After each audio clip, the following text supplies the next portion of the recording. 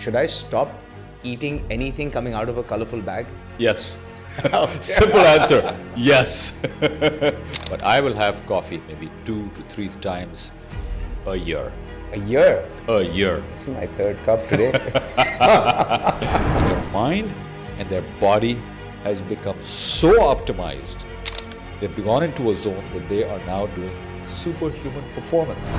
Muscles don't just deteriorate. Muscles can deteriorate in their 20s if they're not used. So there's no constant state for a muscle. No, there isn't. It's growth or degeneration. That's right. There's a lot that's happening in your mouth, the enzymes and all of that. But if you're drinking the juice, it's a pure sugar shock. Do you not want to be the wolf and the lion or the tiger? Would you rather be a sheep? What if no one wants to hang out with the wolf? You gotta find the wolf back. That's the key. The strongest, most powerful animal, pound for pound, is a gorilla. You don't see lions attacking a gorilla.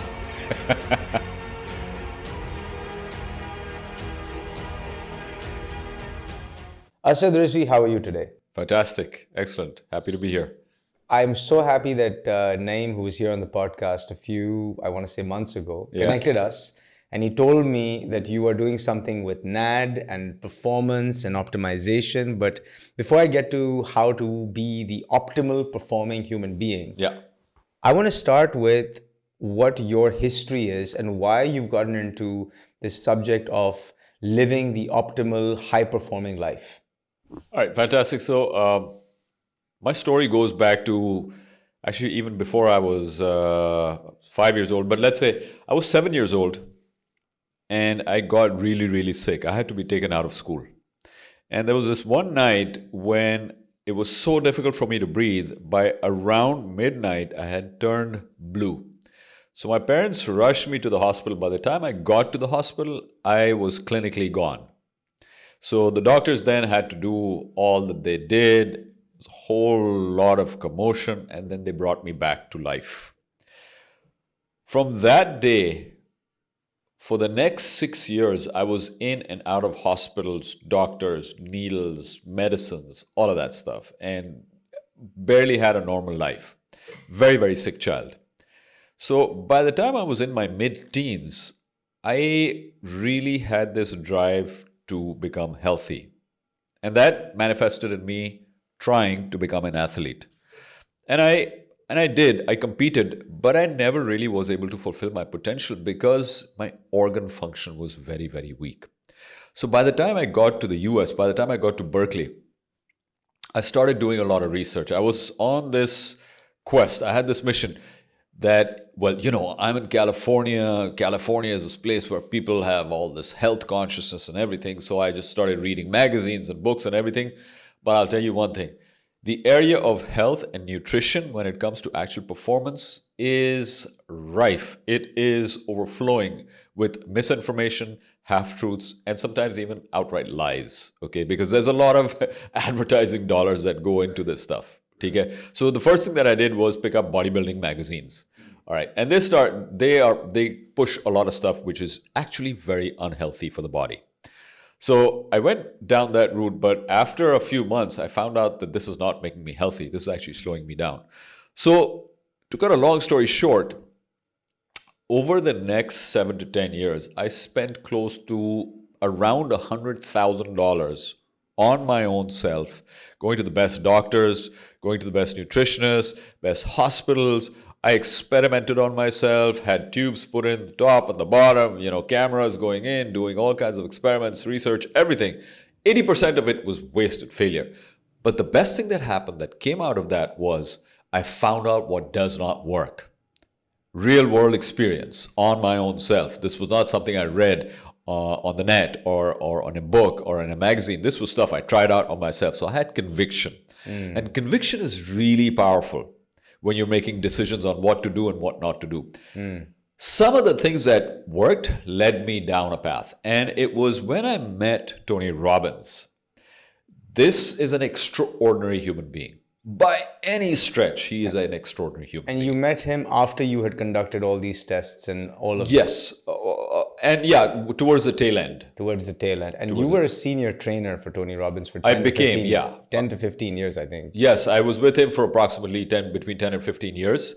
I started out because I just wanted to experience the best of myself and the best of life. Right.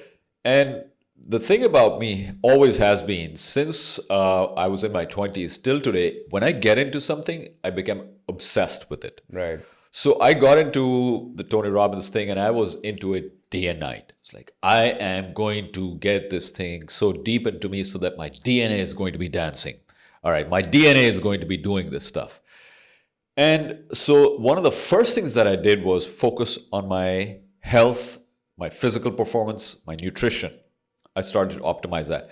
And Tony is a guy who spent a lot of time, money, and resources decoding this thing for himself. So instead of reinventing the wheel, I just took everything that he had and started doing it.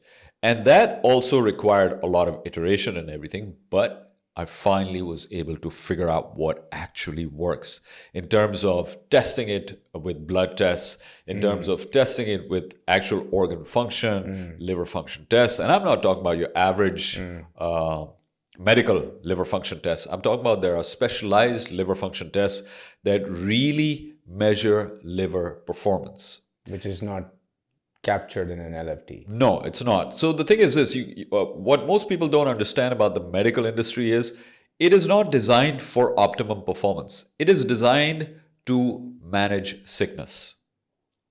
So manage survival. Yeah. So I want to actually, so if it's designed to manage survival versus we're trying to optimize performance. Exactly. What percentage of the global population is really in a position to optimize their performance versus managing their survival? Isn't it a much smaller industry of people trying to optimize performance versus Absolutely the bulk of the people? So then that's why the industry is that way. It is. But I would say this is a chicken and egg argument, okay? Because if you sort of rewind, go back a couple of 100 years, we didn't have the medical industry. We didn't have any such thing, okay? It was basically relegated to the religious realm. You would go to certain people who were like religious sort of, I wouldn't say doctors, but sort of religious herbalists or religious physicians, and they would guide you, okay? But for the most part, we lived very strong, healthy lives. Your average man in his 50s and 60s had a testosterone level that was quadruple that of what our 30-year-olds have today. You're kidding. I didn't know that. Yes. Our 30-year-olds today have 25% of the testosterone level that your average 50 to 60-year-old had maybe about 200 years ago or even 100 years ago. Because they're inactive lifestyles. Inactive lifestyle, poor nutrition, poor psychology. It's substandard, all of it. Okay. So the point I'm making over here is we don't need rocket science to optimize our physical and our psychological performance. There's a lot of common sense out there, but common sense is not very common these days. Yeah, that's true. Okay. So let's say I want to optimize this is a subject that is actually of interest to me, and I read a lot about it, and I test like you. I didn't do a lot of things inside my body, but I like to test with different things. Yeah. For me, I've broken this space up, and there's a physical, and then there is a mental, right? I think that if you can solve for both, you can move towards optimization. Absolutely. Within physical, the three areas that I consider important would be, let's say, nutrition. That's, you start with that. Absolutely. I'd say exercise. And rest, which you termed as recovery. I think recovery is probably a better word for that. Yes. And recovery is not sleep. Yes, it's not only sleep. It's not only sleep, right? So if we were to start with physical, I want to be at my optimum level based on my biological disposition. What God has given me, I want to take this and operate at 99%. Absolutely. If I was to start with the physical, what's the kind of program I need to build? What is the kind of life I need to follow? Okay. So first of all, you need to ace nutrition. I start with nutrition. Yeah, absolutely. Not with like exercise or anything else. No. Why is that? You need the nutrients for your body to actually be able to exercise at its optimum level. If you're not putting the fuel into your car, car's not going to go from A to B. Absolutely. Okay. Right. So you got to put the right fuel in. You got to get your cells, every cell in your body lit up with energy, with pure, sheer energy. Okay. Now, the thing is this. There's a lot of confusion out there when it comes to nutrition. Why? Because the nutrition industry has sort of been hijacked by the bodybuilding industry.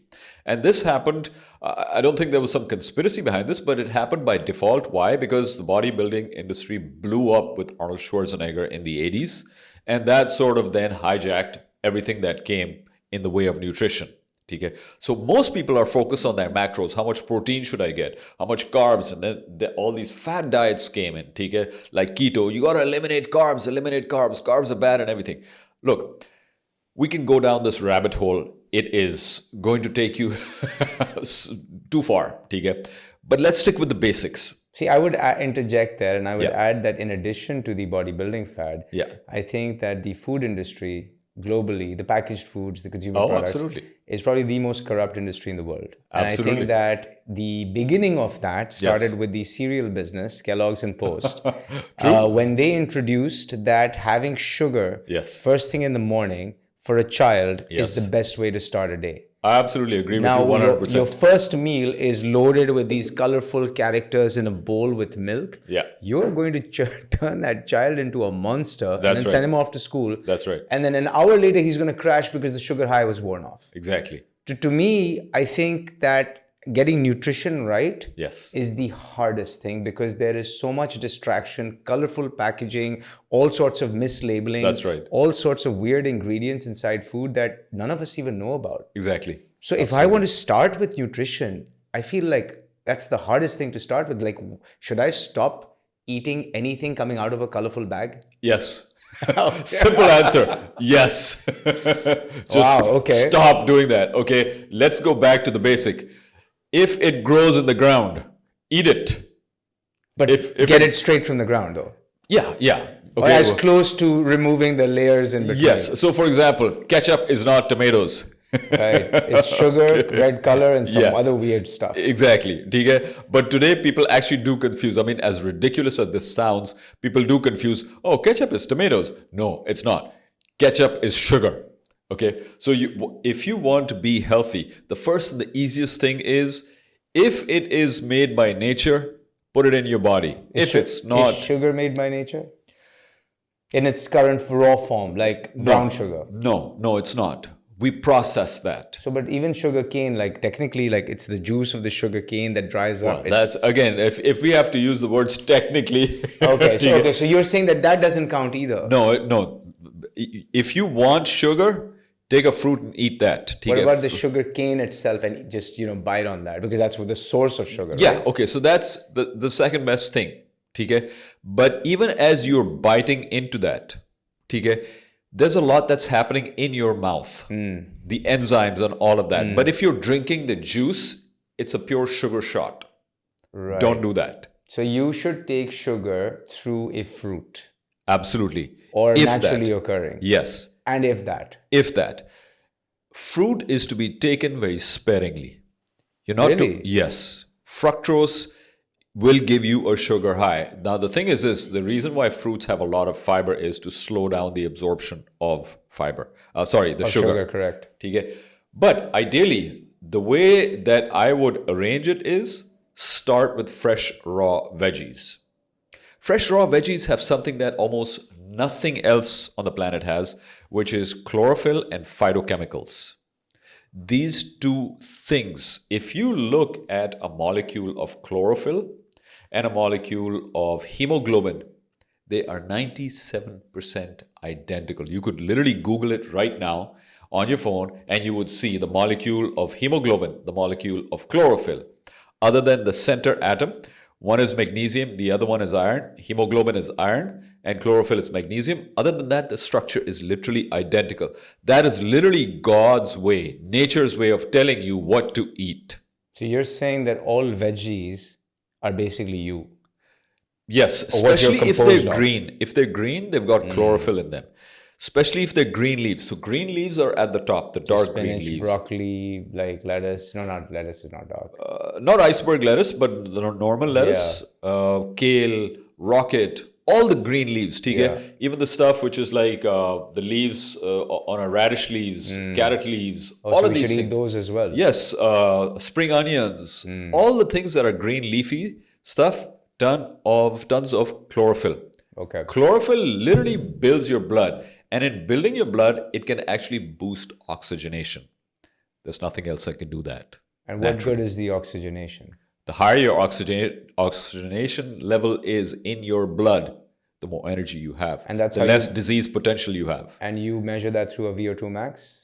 You can do that through a VO2 max, but there's simple oxygenation meters also that you can measure that, right? But the thing is this, if somebody's having a problem with their health, the first thing you start with is the fresh, raw veggies. It heals, it cleans, it regenerates, it rebuilds. So you're saying you start with nutrition, move towards green leafy vegetables. That has to be a staple of your diet. Absolutely. What about the whole notion of these high fat, meat, protein diets? All of the, I mean, you started with veggies, but everyone else says protein is the way to go. Build your plate based on 1 gram of protein per gram of or per pound of body weight. Yeah. Right? So, all right. That's so this is then counter. It is. Let's stick with the common basics. Right. Okay. What are the strongest animals on the planet? You're gonna tell me they eat plants and grass. Just shortcut to the facts, man. The strongest, most powerful animal, pound for pound, is a gorilla. Yeah. Not a cheetah? Cheetah runs fast, but it's lean and small. A very strong animal is a tiger or a lion, but they are not the strongest. Okay, you don't see lions attacking a gorilla. A gorilla is so dense, his muscles are so dense, it cannot swim. It's like a rock, it sinks. Okay, and it's so strong, it can take the thigh bone of an elephant and snap it like a twig. That's how strong it is. Okay, it's an average gorilla, an average male gorilla has a strength of approximately 20 bodybuilders put together. You're kidding. Yeah. That's how strong it is. Okay. And that's the only thing it's chomping on all day long is greens. It doesn't take whey protein shakes. Last time I checked, loaded with creatine. Last time I checked, no. That's true, actually. You're right. Gorillas actually are all herbivores. So are elephants. So are giraffes. So are horses. So are impalas. Impalas outrun cheetahs. Okay. And their legs are like stick thin. So wait a second. So then I'm challenging the a lot of the Instagram / bodybuilding magazines / even a lot of doctors. Yeah. Talk about the carnivore diet, Yep. and they talk about, let's say, replacing all of that and just eating meat. And what they found was that when you eat meat and fats and you cut a lot of the carbs out, you enter a state of ketosis to fuel your body because you're using your stored fats to turn into ketones and so on. The mental sharpness, acuity, alertness, feeling amazing, all of that stuff happens. Yeah. Which no one really says that when they talk about eating leafy greens all day long. Why is there a contradiction there? Okay. First things first, I have a huge amount of respect for the medical industry and doctors. They're very hardworking people. But wherever there's a lot of money and influence, there will be corruption. It's a simple fact of how the world works. Can't the vegetable guys be corrupt and pay more than the meat guys? Like, why must the meat guys be more corrupt? Well, we're starting with the medical industry. What I just want to stick with is simple facts and common sense. Right. Okay? So that people listening to this, it will be irrefutable for them. You can't refute common sense and facts. Right. Okay. Doctors do not study nutrition in medical school. This is something that most people don't know. Doctors don't know nutrition. Doctors understand pathology. They understand sickness. Doctors don't know what peak performance is. You go to your best doctor at Aga Khan today or anywhere in Pakistan and ask him, okay, look, I'm healthy. I want to become healthier.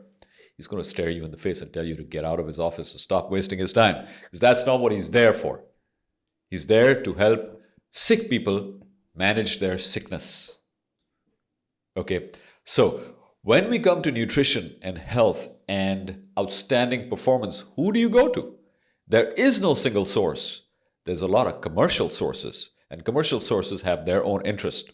Now, the thing is this, I'm not selling veggies. I've gone through a journey where I went from being a sick, almost dying child to becoming a competitive athlete in kickboxing and multiple other sports and doing really well. Okay, and even today, Alhamdulillah, all glory to God, I'm doing really well. And the reason is because I stick to the basics that work. Number one, you got to have fresh, raw veggies. And you were on a veggie diet for a year also. I did that. Yeah, I do crazy things like that. For 1 year, you only ate veggies. Yeah, and I do, every year, I'll do at least 1 month of pure, fresh, raw veggies and absolutely nothing else. What happens to your body when you do that? Your body aging reverses. Literally, age reversal kicks in. Your cells regenerate. You produce natural stem cells in your body. A lot of replenishment happens. Your skin clears up. Your eyes get sharper. Your stamina, your organ function improves. Everything. And these things you can literally test in a blood test before and after. And you do that? Absolutely. I do that. I've been doing it for years. I've been doing it for 3 decades. Okay? I measure my testosterone levels.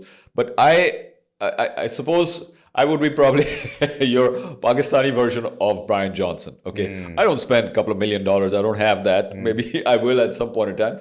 But I don't do that. But I do a lot of crazy things that most average people won't do. But that's because I'm extraordinarily committed to living life at an outstanding level. Okay. But we get into that. So veggies you're sold on. Yeah, you start with veggies. That's not what you do. The only thing that you do. So what else do I add into this? Sparingly, fruits. So for example, define sparingly. Let's say right now we have the season of quinoa. Right. Okay? So you have maybe 1 or 2 quinoa a day, max. That's it. Don't go beyond that. Okay? Mango season, have 1 or 2 mangoes a day, max. Wait, so you're saying no more than 1 or 2 pieces of fruit a day? That's right. Why? Because sugar turns into lactic acid into your body. All right. Yes. Now, when you're having fresh, raw fruit, it's got enzymes, it's got minerals, it's got vitamins, it's got a lot of good stuff in it. So you're getting all of that, but you're also getting the sugar. And for most people who are not committed to their health, that's too much sugar. They would do better to not eat fruits at all and to focus specifically on veggies. Now, if you were to say, well, somebody doesn't eat anything, they only eat nonsense crap. Okay, then go ahead, eat fruits. It's better than not eating. Right. Okay. But if we were to start from the ideal scale, number one, you want to focus on fresh, raw veggies. Right. Okay. So have a bowl, and I'm not talking about a tiny wo jo Pakistani size salad hota hai, like 3 little pieces of cucumber and 3 tiny pieces of tomato. No, I'm talking about a baking. Yeah. Where you bake a cake in a tub, you know? What is that called? Ideally, that would be awesome because that's what I do. But if you breakfast, lunch, dinner. Okay, wait. You're completely breaking the stereotype of breakfast. Breakfast is supposed to be with bread and butter and something, you know, chai paratha. Yes. In our culture, that's the staple, right? Yeah. Put wheat and carbohydrates in your system. You're saying eat a salad for breakfast? Absolutely. And then eat a salad for lunch and eat a salad for dinner. Look. And eat 1 fruit in between. I don't think anyone's watching the rest of this podcast. I've lost the whole audience there. All right, well, hold on. All right, let's rewind a little bit. Okay, I'm going to give you the ideal thing. Then you decide how far you want to go along the scale. Okay. I'm going to give you the Asad Rezzvi version. Then you decide, do you want to do 50% of it, 60% of it, 80%? Or there will be some crazies out there like me who will say, let's go for the gold. Yeah. All right. Try it out. Yeah. See what happens. Maybe you get addicted to the energy, to the high, to the joy, to the sheer passion. Maybe you start chasing your dreams that you've shelved for decades, just for years. Because you're eating correctly. Because you just have so much more energy. And with that energy and vitality, your passion turns on. So you're saying that having a diet that's clean, that Yeah. as clean as this, Yeah. will actually up your energy levels. You don't need Significantly. caffeine. You don't need sugar to boost it. Okay, for the record, I love coffee, but I will have coffee maybe 2 to 3 times a year. A year. A year. This is my third cup today. I love coffee, but I drink it 2 to 3 times a year. Okay. Wow. Okay. Yeah. Okay. Because I'm optimizing for life. So you've basically put the right stuff. Where's the protein, by the way, coming from? I eat plenty of protein. Are you eating meat or no? I'm eating meat. I mostly focus on mutton. Why mutton, not fish, chicken? Or Okay, so chicken is, I think everyone knows, it is the dirtiest, most unhealthy protein source that you can get. Dirty in what sense? Because it's got chemicals in Chemicals, it, antibiotics, and a lot of times the commercial chicken you're getting, by the time it comes to your house, it's a dead chicken that's been chopped up. Because at commercial farms, a lot of chickens, 30% of the chickens are dead. What about fish? They're real? Fish is good, but our oceans are overflowing with mercury poisoning. Okay. So fish is great, but mutton? eat it sparingly. Really? Okay. So what about fish coming from farms? The farms that they raise. That's worse. That's worse. That's worse. So then mutton is the only one. The bakra is running around. Bakra is running around. And the thing is this, I do believe in the fact that whatever you consume its consciousness also. Bakra is probably the most active animal out there. Okay? The most full of energy, jumping around, eating stuff, running around. That's why its meat is very lean. Yeah, exactly. You don't see a lot of fat in a bakra. Exactly. Interesting. Okay. Yeah. Beef, you got farms, they're tied up all day long. Yeah. They're not very healthy. So my choice is I do eat a little beef, but I would say of all the meat sources that I consume, 10% is fish, 20% is beef, and the rest of it, 70% is mutton. And how many grams per day? I eat quite a bit. I'll eat between 200 to 400 depending on... 400 grams of protein? Oh, yeah. Protein? Protein, yeah. That's a lot of protein. Yeah. Doesn't that stress your liver, kidney function? Well, okay. So that's why I eat a lot of fresh, raw veggies. I hydrate a lot and I am extremely active. How much water do you drink or recommend drinking? I personally drink about 5 liters a day. Okay? But that's also because I do the dry heat sauna for 20 minutes straight at 90 degrees plus. Most average people will never do that in their life. Okay? But that dehydrates you like crazy. But that is good dehydration because your body is releasing a lot of toxicity and it's giving you a growth hormone spike. But we'll get into that later. Let's focus on the nutrition bit, okay? I am now understanding the plate of nutrition. You're saying 3 times a day is all veggies. Yeah. Sparingly eat fruit. Add in some meat. Meat needs to be lean of an animal that moves around, not like the commercial chicken that's injected with all sorts of hormones and antibiotics and so on. So now I've built my meal. Yeah. Is there a cheat that I can have a cake or a brownie or something? Look, you can. Or a doodh patti or something? Look, you can. Now the thing is this. I will be the first to confess I love dark chocolate. Right. And I do eat dark chocolate. Okay? I enjoy an occasional cigar. And by occasional, I mean my occasional is 3 to 4 times a year. Okay? So we have a very different definition of occasional. I just want to state that for the record. But okay, so the thing is this, I actually, sat down and thought about it. How do I really want to live my life? Where do I want to get my source of joy from? I really believe of all the years that I spent with Tony Robbins, one of the things that I started to do, having been with Tony for so many years, is design your life. People design their wardrobes. People design their vacations. Nobody ever sits down to design their life. Because we haven't been taught how to. Yeah, so let me give you a clue. Start with your physical body first. So now I've put in all this great food in my body, right? At this point, my body should be in its prime state for me to now push it for exercise or physical. Okay, so a couple of caveats. Yeah. I eat this amount of protein because I lift very heavy and very intense. Okay, so at my age, most men are not lifting weights at all. Maximum, they may go for a light run, they may play a little tennis. Why does weightlifting matter? I mean, at this age, no one's really looking at us. All right, so let me just recap the nutrition. Yeah. So you start with the veggies, fresh raw veggies. It's your insurance Got it. policy for your health, for your life. Yeah. Okay. It is what's going to keep you away from disease and keep you towards nutrient dense foods. It's going to rejuvenate your cellular regeneration, your DNA repair, organ function, blood function, mental function, actual neurological function. Okay? Right. It's going to keep it on track. Second thing is, depending on how active you are, if you are not very active, you don't need more than maybe like 20 grams of animal protein a day. And that also I'm saying because animal protein has essential amino acids. Essential meaning you need those. Your body cannot make those, and you cannot get those from veggies. So you need the animal protein. You need So the this animal whole protein. notion of being only vegetarian, that's not a good notion.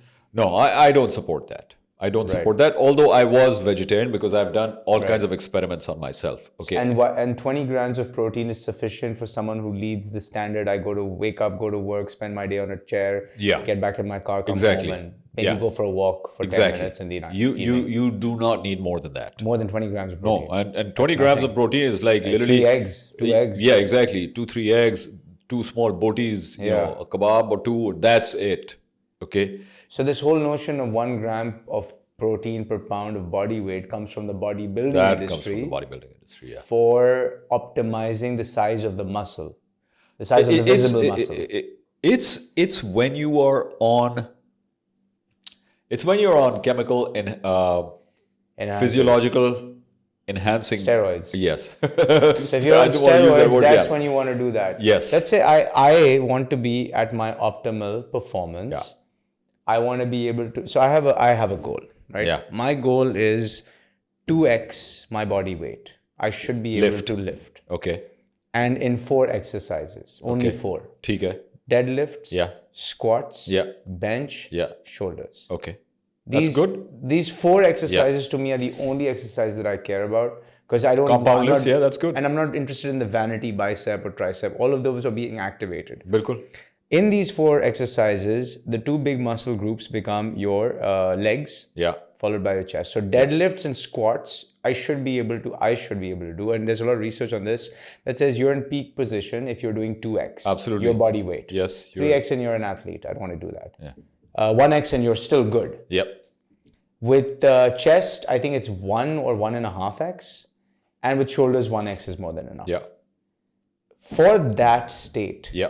Do I not need the 1 gram of protein per pound of body weight? Ideally, you do not need anything more than 0.8 per pound of body weight. Yes. So if you weigh 150 pounds, 150 pounds, you don't need more than 120. And that doesn't all need to come from animal protein, by the way. It can come from plant protein. It can come from plant protein. So for example, if I was to refer to the way I eat, my animal protein is usually around 90 to 100 grams.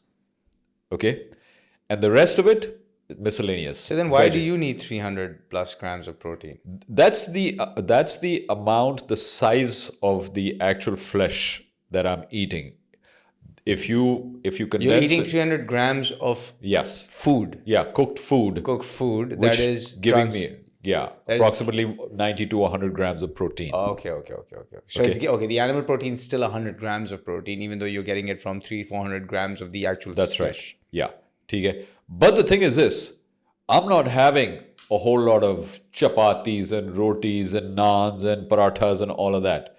It's like fresh raw salad, pure meat.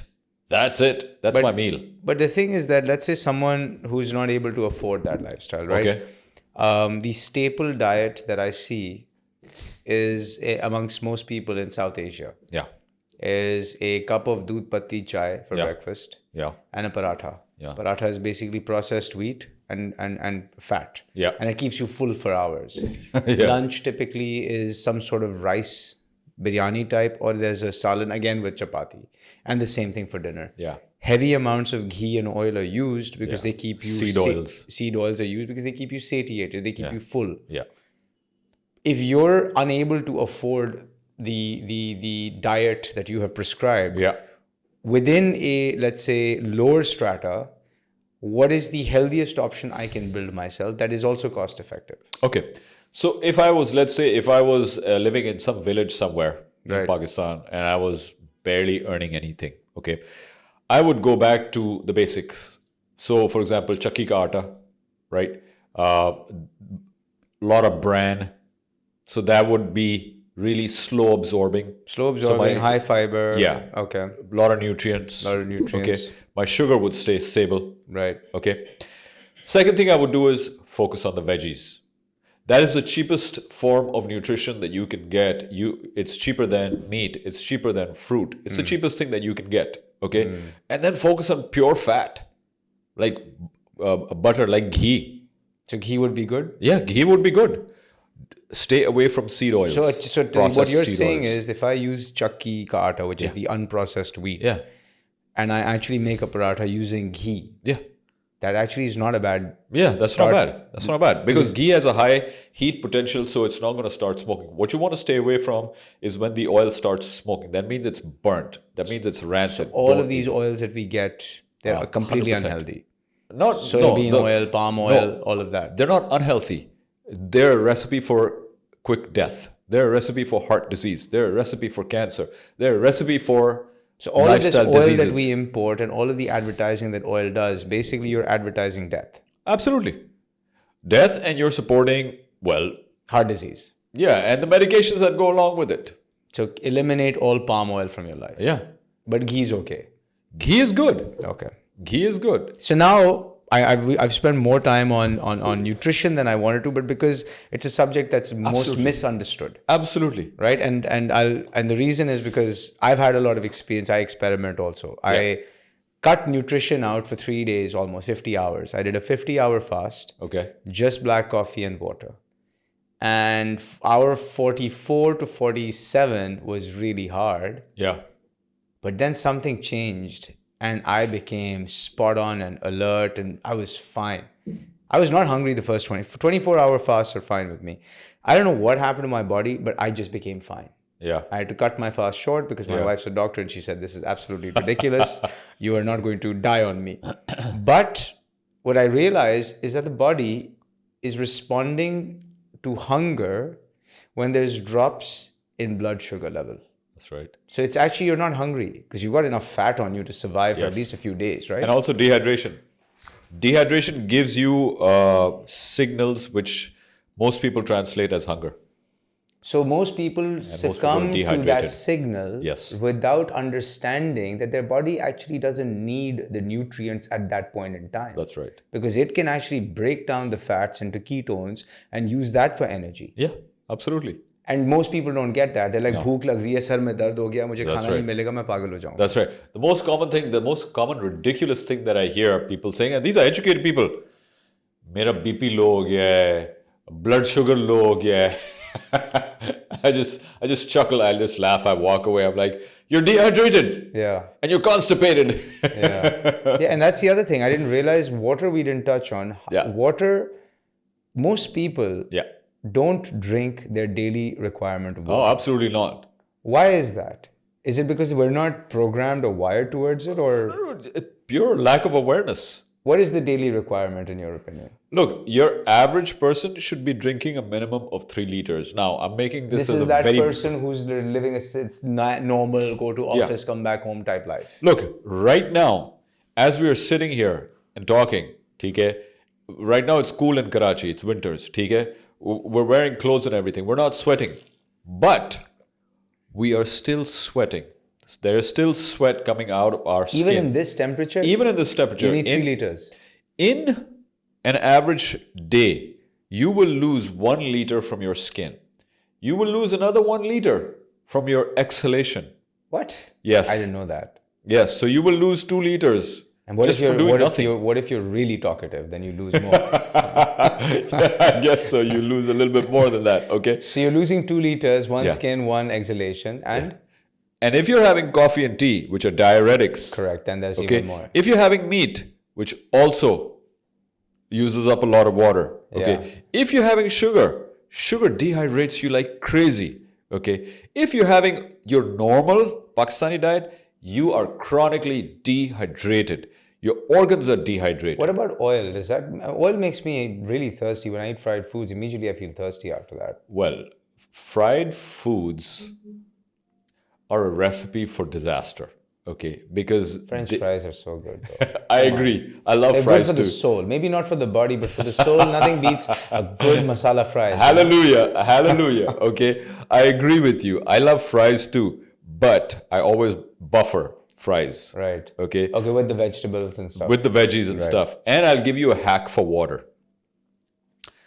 You need to have minimum 3 liters of hydration every single day. And by that, let's exclude coffee and tea. That is not hydration, that's dehydration. Okay, so if I'm drinking, let's say 250 ml cups of tea, yes, even if it's just green tea or black tea, let's say. Black tea, green tea both have caffeine in it. So that doesn't count in my water intake. That counts as dehydration. Okay. That counts as dehydration. So 1 cup of coffee is going to dehydrate approximately 3 cups of water from your body. Okay, got it. Okay. 1 cup of tea is going to dehydrate approximately 2 cups of water. Got it. Same with green tea. If it's got fermented tea leaves, it's going to dehydrate you. Right. Okay. So 3 liters of pure clean water. It does not include box juices. It does not include fruit juice. It does not include Coke, Pepsi. It does not include tea, coffee, etc. We're talking pure, clean water. Now, if you want a hack to maximize your water, you put lemon in it. Another additional hack is put sodium bicarbonate, which is just pure, simple baking soda. And what does that do? Baking soda is a natural salt. Your pancreas actually produces sodium bicarbonate. Okay, so without going into a biology lesson, basically sodium bicarbonate and lemon makes your water alkaline. It heals, it detoxes, it regenerates, and helps to boost your metabolism. It supports your digestion, does a whole lot of things. So if I add that to every jug of water I drink. Yeah, exactly. So we have it right here. Okay. This has sodium bicarbonate in it. Every single bottle of mine has a little or more sodium bicarbonate. Okay? And 1 to 2 bottles with lemon and sodium bicarbonate. This is a free hack. Exactly. It's like a free hack. It's antibiotic, it's antifungal, it's healing, does a ton of stuff. Okay, so anytime you feel like, okay, I feel like having a big ass steak today. Yeah. Okay, or I feel like having my dessert, have a bottle with sodium bicarbonate and lemon. That will help you clean it out, digest it faster, help you stay away from constipation, bloating, gas, all of that. It's the cheapest, easiest hack for your health. Got it. So now... And it hydrates better. Now, focusing on nutrition, we've gotten the right nutrients in our body. Our body is not cycling through peaks and troughs of energy because of the sugar. You've got the leafy vegetables. You've got some sparing sugar coming through your fruits and fruits. You've got this hydration sorted out. Yes. And you've got your animal protein. Yes. Now you're done. Now your base is set. Yeah. Now take me down the path of exercise and take me down the path of recovery. How much exercise? Because exercise is another industry that is being fueled with all types of high intensity interval training. Yes. Go to these like classes where they make you do wall balls and God knows what, jumping up, God knows what, right? And then there's this whole sort of belief system around weightlifting and bulking up and having big pecs and big biceps. Then there's this whole community of marathon runners. Yes. Then there's a community of cyclists, swimmers, Ironman. I mean, there's a whole range. Absolutely. Right? And so for the novice coming in, what is the bare minimum that I need to do to live a healthy, long life? Okay. And simple stuff that I can do at home. All right. Very awesome. Fantastic. So just to recap our nutrition bit, when you have your nutrition down, then and only then can you focus on your activity and your exercise. Okay. And I want to make a distinction over here. We're talking about nutrition. We're not talking about your macros. That's not nutrition. So your protein and your carbs and your fats, that's macronutrients, and that has been popularized by the bodybuilding industry. What you need is nutrient-dense foods for your organ function. That's where your foundation of your body is, your blood and your organ function. Now that we've sorted that out with this, and this is the basics, you can go a lot further. Then you go towards activity. Let's start again with the basics. You should be moving your body for at least 1 hour every day. So almost all of us now have these smartphones. And the smartphones have activity meters on them. Okay? The steps. Yeah, the steps. So just count at least 6,000 steps a day. 6,000 steps is approximately 1 hour of movement every day. Really? Yeah, approximately. And that's enough? That's bare minimum. You should be getting at least that much. If you're not doing anything. But I'm not even elevating my heart rate. I'm not testing. I'm talking about the very basics. I'm talking about somebody who hasn't gotten off the couch. Okay. So what I'm saying is that's the bare minimum. Don't go under that. But what if I hit 6,000 just going up and down the house or the apartment or walking, up and down the street or... Then at least you've got the baseline. That's my baseline. Baseline. That's the bare minimum. But my heart rate hasn't gone up or down or anything. Yeah. Like I've maintained it at my standard. We're not talking about getting healthy right now. We're talking about just the baseline. Okay. Like for example, pure raw veggies, that's your baseline. Right. You have to have that. So 6,000 steps you have to have. You have to have your baseline. Or an hour of activity. Yeah. Got it. An hour of activity. Okay. Now, the thing is this, depending on what is the outcome that you want to achieve and how far you want to go, okay, there is no upper limit. Literally, age is not a thing. Literally, age is not a thing. Today, scientifically, it has been proven that there is no such thing as aging. Aging is a disease. There's no such thing as gracefully aging or natural aging. Today, your average 50-year-old can be in the same quality of health as your average 30-year-old. Health-conscious 30-year-old can be in the almost same health as your average 50-something-year-old. Okay, you can actually do that. We have the resources to do that. So, let's say you are... Well, when you're in your 20s and stuff, you're already pretty good. Okay, you've got a lot of energy and everything. You can do a lot of stuff. But let's say if you're 40 and above and you want to get healthy and you want to also get fit, those are two separate things. You can have health and fitness, but you can have fitness without health. You can have health without having fitness. You can have health and fitness comes easy then. Right, but you can't ever have fitness without having health. Yeah. A lot of people... What is fitness? Fitness is just conditioning, muscular conditioning. And why do I need fitness? Like if I can function and do my 6,000 steps a day, why do I care? Because you've heard of athletes who just have a heart attack and die. That's because they had fitness, they didn't have health. Health is your blood parameters, your organ function, neurological function. When you've got those basics down, then your fitness becomes easy. Then when you have the fitness, it's functional. You can push your body. Why do I want to push my body? I mean, if I can just get my bare minimum done, right? Like, well, yeah, you don't have to. Is it because there's some intrinsic desire? There is, but also this is what happens. Now, this is maybe nature or God's way of giving you the little... the video games, you get those little extra points, the golden points, whatever. Maybe this is God's way of giving us those little extra golden points, okay? When you do the bare minimum, your body gives you back the bare minimum. When you push your body goes into a zone where it gives you miracle-like performance. And I'm not talking about just physical performance. I'm talking about mental performance. I'm talking about emotional performance. There is a field which is known as flow psychology, where your endocrine system actually switches on at a certain point, and that is a threshold. And everything begins to sync up and maximize at a level where your performance becomes superhuman. This has been biologically documented. Not once, not twice, but many times it has become a field of study. So, for example, there's a gentleman by the name of Laird Hamilton. He's a professional surfer.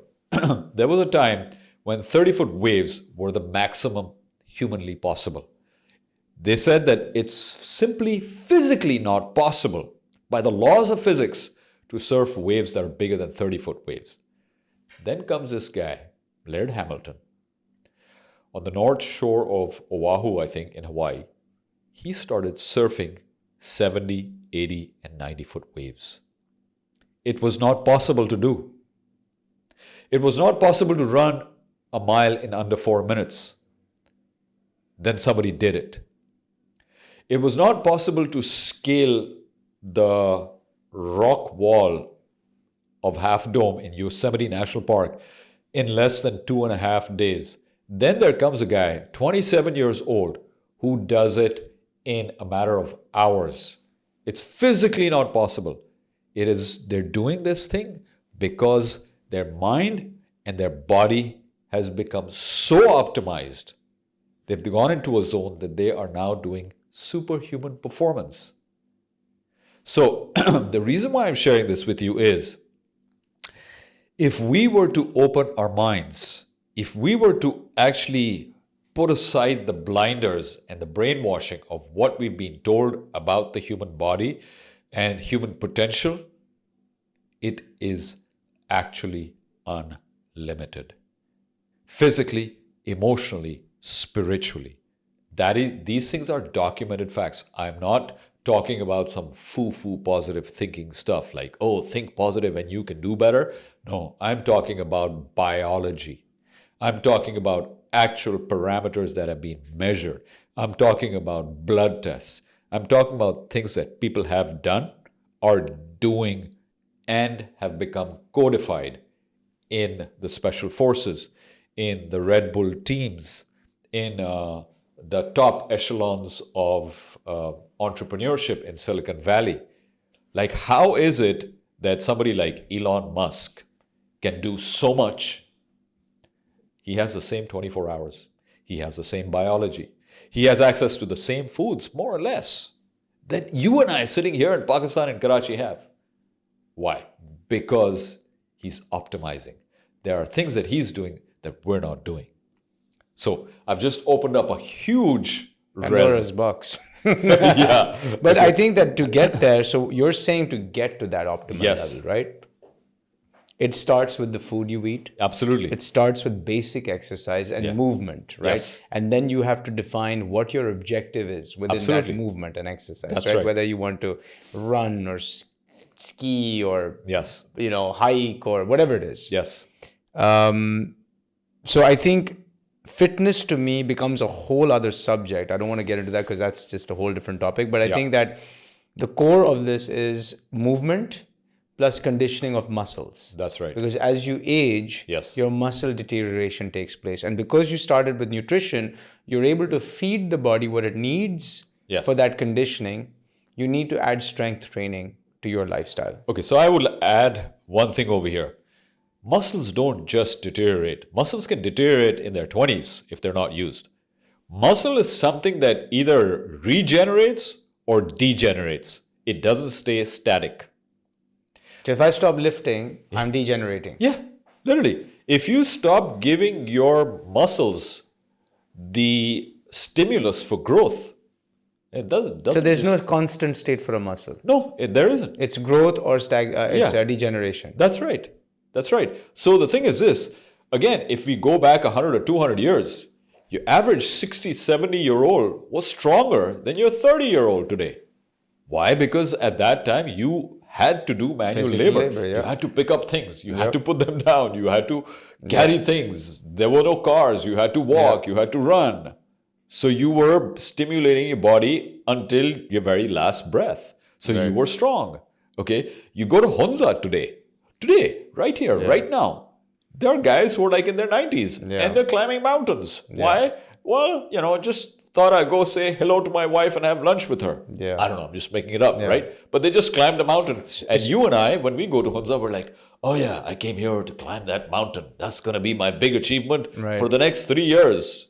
That's because on. we've taken away physical mobility from Exactly. everyday life. And so now we have to carve out a day to go to the gym and create Exactly. an event around it and then buy the clothes to look Exactly. nice. And then suddenly there's all this paraphernalia that goes with Absolutely. it. I encourage guys in my office, I tell them all the time, we're on the first floor, we're maybe 3 flights up, 4 flights up because of the mezzanine or whatever. I'm like, 4 flights, just climb it. Yeah. Like that adds to your step count. Absolutely. I have a rule. If I see a building and there's 5 flights, maybe even 6, I'll climb it. Because Absolutely. I want to add it to my step count. Absolutely. And use that. And then Yeah. I'll always take the stairs down. And your quads, just as an aside, is like your second heart. Really? Because your quads have the femoral artery running through them. It is one of the biggest, if not the biggest artery in your body. Okay. So when your quads are working, they're pumping that artery. Right. So they're taking the load off of your heart. Right. So when you're climbing stairs, you're not just doing that. You're doing a whole lot more. You're priming your endocrine system. You're priming your cardiovascular system. You're strengthening the muscles of your entire body. You're giving your body a reason to produce growth hormone. Just climbing stairs. Just climbing stairs. Yeah. Now, obviously, if you just climb 5 stairs, it's not going to I happen. mean, like, but if you're climbing like let's say I 5, do- 6 Let's floors, say, so then that means I don't even need a gym, is what you're saying. I don't need fancy clothes. we I don't a need gym. gyms. Like anyone who lives in an apartment has a blessing Yeah. because they've got the perfect gym in their apartment. Yeah, yeah. The staircase. Yeah, when I used to live in my apartment building in the US, I was on the 15th floor. I used to run up and down every day, 2, 3 times a day. That was my exercise. Warm up at that time. Okay, I was a little crazy at that time, so that was used to be my warm up. But for me, it was nothing. And here we are paying 20, 30, 40, 50,000 rupees for a gym membership right. every month with the outfits. And Yeah. I have to drive there and drive back, make place in my schedule. When you're saying all I need to do is just climb the stairs in my apartment. Climb Or the my stairs, house. do some push-ups, do some pull-ups, do some So you body squats. You don't need weights. You don't need a machine. You don't need a trainer. You don't need anything. You don't need it. But hey, look, if that's what gets you going, buying the fancy clothes and looking good and going to the gym because it's got the environment, just do it. But the fact is, when I'm traveling, and you're a busy guy, I'm sure you can relate to this. Push-ups, handstand push-ups, body squats, pull-ups, it's more than enough. It gets you all pumped up. Do like 30 minutes of this every day. That's really you can get a really good workout. My travel workout is 100 squats, 100 push-ups, 100 sit-ups. And I'm done. See, there you go. Just do 100. Yeah. If I can just do the 100, and I'm not saying you do it in one shot, you break it up in maybe sets Sure. of 20, 30, whatever it Yeah. is. But it's easy. It I is. don't need anything. Exactly. I just need me, Exactly. Yeah. Interesting. So now that you've done this, we've covered the nutrition, you've covered a bit of the fitness and part of it. How does recovery? I think I'll tell you why recovery for me was not something that I ever focused on. I started tracking, I got this little Whoop device that I attached to my arm about 6 weeks ago because the one thing I realized I didn't do right was recovery. I always prided myself as a former banker in saying, hey, I can stay up all night and I can work on pitch decks and blah, blah, blah. I can survive on 4 hours of sleep. And I thought that was a form of pride. Yeah. Well, I got sold that that lie also. Like 5 cups of coffee, I can get through anything and I'll still go for a run and I'll do this. And then I don't know where, somewhere. And then I started noticing that to be able, and I could do it, but to be able to do it, it was costing me. What was it costing me? I had to give myself caffeine.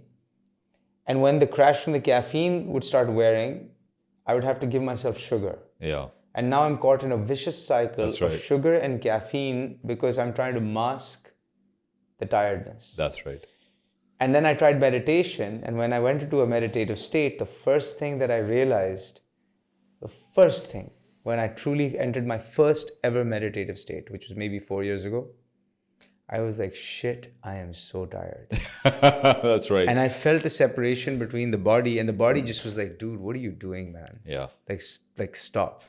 That's what meditation is supposed to do. And the meditation made me realize how tired I was. So then what I caved and I said, it's hard for me to take naps. I went got a good night's sleep. When I woke up the next day, I didn't feel the need for caffeine. Yeah. I realized at that point, I don't need it. I'm awake. Yeah. I was like, oh shit, it's a habit. And now I've recognized that it was a habit loop that I was stuck in. That's right. That taking pride in not sleeping. Yeah. And then not sleeping, I needed the energy. So the sugar and the caffeine did that. Problem is, it's taken a long time and I'm not able to break free from that. I still struggle with it. But I'm much more cognizant of it. Yeah. How do you sort out recovery? Okay. Again, depends on what your outcome is. So let's just start with the basics. Okay.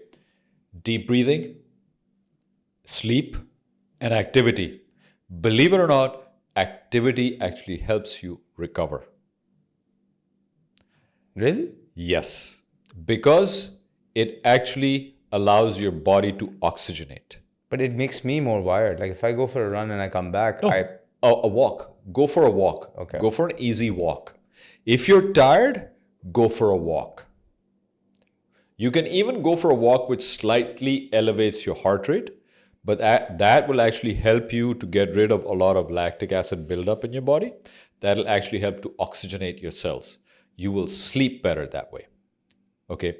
So we've covered nutrition, but nutrition is a critical part of recovery. Without the right nutrients, your body will not recover. Okay.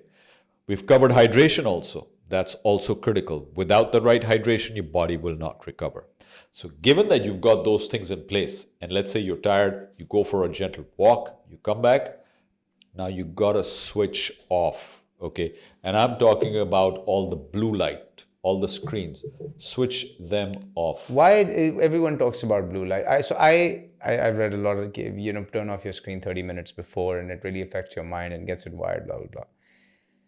I have a slightly different notion. I say do what works, right? So for example, for me, getting to bed, yes, I've read the sleep routine, go have a warm shower, and then 30 minutes before, it kind of reminds me, like if you're a good Muslim and you're saying your Isha namaz, you're already in a state of wuzu and clean, and you've just meditated and relaxed your mind after saying your namaz, you can easily go to bed and you'll be fine. Yeah, if you do that. If you follow that, that's actually like the right way to do it. But I also found that the screen helps me. I watch a sitcom for 20 minutes and that nothing calms my mind down than an American mindless sitcom making silly jokes. Yeah.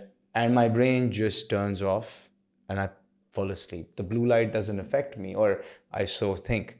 Yes. So why not focus on what works? Why go after this whole the blue light is like this and you must do this and you must do that? Look, again, let's go back to the basics. There's a reason why we have circadian rhythms in our body. You are familiar with that, right? When the sun goes down, so does our biochemistry. There's a reason for it. Okay. As much as we like to think that we are advanced beings in technology, the fact is our body follows the same rhythm as the trees, as the oceans, as the stars and the moon, and the rest of all of the universe. Which is daylight and nightlight. And there are rhythms. There are rhythms of nature. Spring, autumn, winter, summer, fall, vagera. Day, afternoon, night. Okay. Young, you're born, you're young, you grow old. So there are rhythms of nature. You cannot escape it. Okay. The fact is, just because we have overwhelmed our lives with technology, we've brainwashed ourselves into thinking, no, we've become something different. No, we haven't. We're still exactly the same thing. Okay. So the reason why I'm just giving you this macro picture and then coming down to the basics is this: after sunset, your body slows down. There was a time when we used to sit around the fire 100, 200 years ago and maybe just chill. Talk or not talk, just look at the stars and then just fall asleep. That was the right way of doing it. So then if I link it back to religion or religious practice, the Isha prayer, the Maghrib prayer, basically is a trigger for your body to say, hey, it's time to slow down. Exactly. And then the Isha prayer, and then the reason, and again, I'm just hypothesizing, the reason the Isha prayer then is the longest is because it is giving you a chance to really absolutely turn your mind down. Exactly. Now, let me give you a fact. If you were to be asleep, let's say you go to bed at 10 o'clock and you are fast asleep by 11. 11 to 7, 8 hours of sleep is a multiple 5x, 10x better sleep, quality of sleep, than sleeping from midnight to 8 a.m. That 1 hour? 1 hour difference. Really? Because of your circadian rhythm. So if you go to bed, let's say 9 p.m., okay, and wake up 5 a.m. or 6 a.m., that's a quantum better than going to bed at 1 a.m.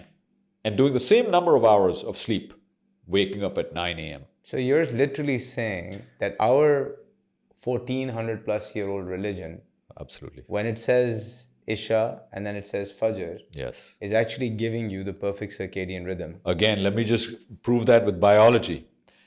At sunrise, just before sunrise, is when your testosterone peaks. So if you were to be up before sunrise, having said your Fajr ki namaz, okay, go and hit the gym or do whatever physical exercise, you take advantage of that peak in your testosterone to actually rejuvenate your body. So I will tell you something. I was never a morning riser. I joined the marathon running crew, and they had this early morning run, 5:30, 6 on weekends. Yeah. Even on weekdays. And I was like, man, that's like just torture, right? I was never able to go to bed at 9 or 10. Yeah. I'd probably do 11, 11:30. And I was up at 5, 5:30. Yeah. It would still be dark when I would go out, and we would watch the sunrise running. I cannot tell you because I didn't have any things hooked up or whatever, but the feeling and the sensation I felt in that time is a feeling I have not been able to create, replicate in any other part of my life. There you go. And all it required was me to be physically moving. Yeah. That's it. That's right. Like, it didn't require any money. That's right. It didn't require any person. Exactly. It just required me and movement. Absolutely. No sugar has created that. No form of pleasure-seeking activity has created that. Nothing. And I cannot believe that that exists. And most of us, including myself, don't use it every day. It blows my mind. Well, see, there you go.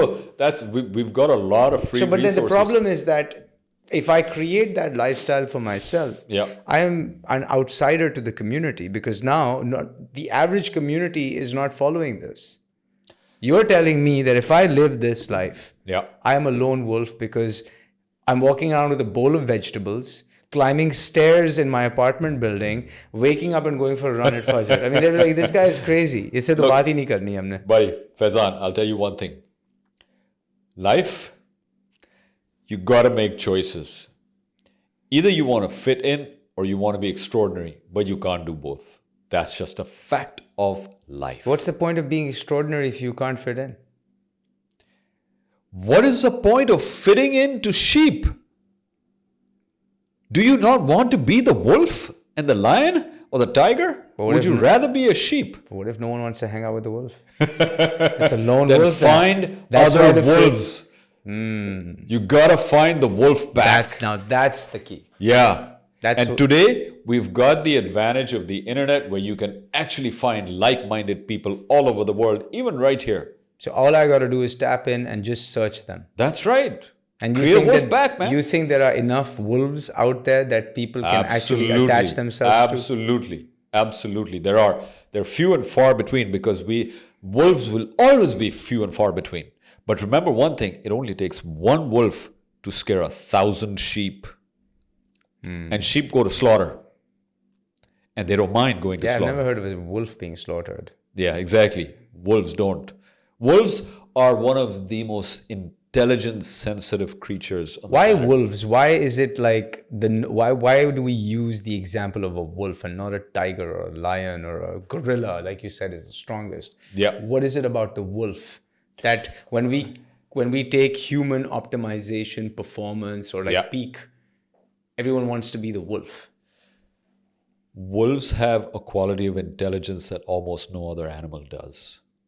They actually are extremely social animals, very, very sensitive. They take care of their families and they maximize their potential.